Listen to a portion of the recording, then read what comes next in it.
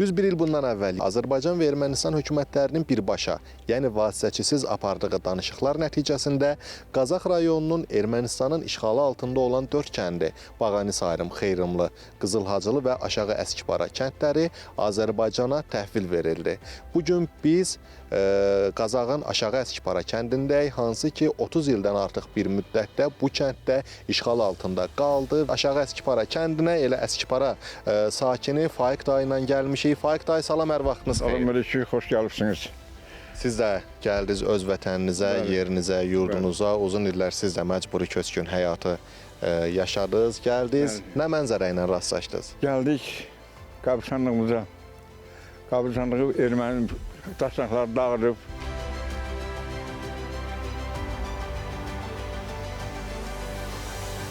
Əvvəl işğalda olanda kəndiniz bir addımlığına qədər kəndin gələ bilirdik.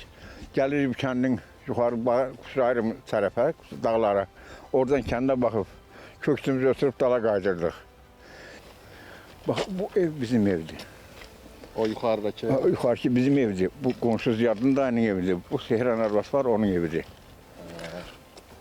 O da Ələsər kişi vardı, onun evidir. O yandakı? Hə, yuxarıki Ələsər kişi o ikinci bizim evdir. Bu Ziyadın kişinin evidir. Bu da Sehran arvanın evidir.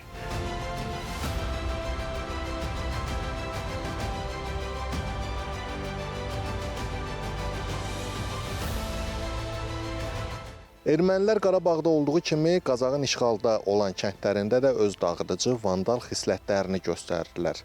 Kəndləri işğal etdilər, hər şeyi yerlə yeksan etdilər, evləri dağıtdılar.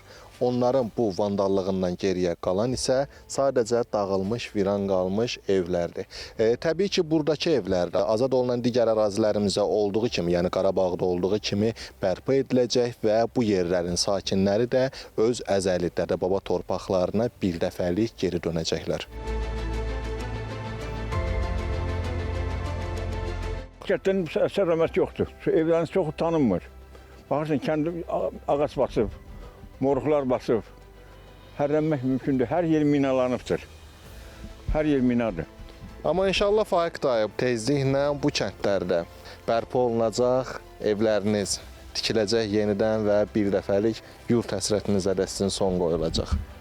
Buralarda yaxşı bulaqlarımız var idi, yaxşı meşələrimiz var idi, yaxşı gəzilməli yerlərimiz var idi. Hamısı xarabalığa dönüb indi. Heç bir gedib gəlişimiz yoxdur. Ancaq kəndin özünə gəlib gedirik.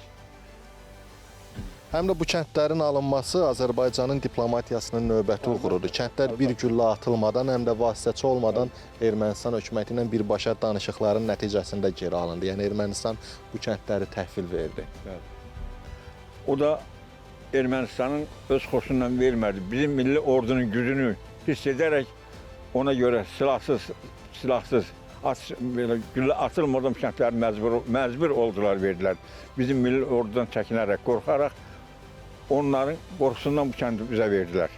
Yoxsa gücləri, imkanları olsa heç vaxt bu kəndi bizə verməzlər. Allah sizə can sağlığı, bir uzun ömür versin ki, kənd bərpa olunandan sonra gələsiniz, istədiyiniz kimi rahat şəkildə bu kənddə yaşayasınız.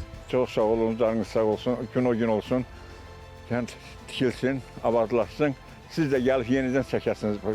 İnşallah, növbəti gəlişimizdə elə sizi burada öz evinizə gəlib çəkəcəyik inşallah. Sağ olsun, Allah köməyiniz olsun.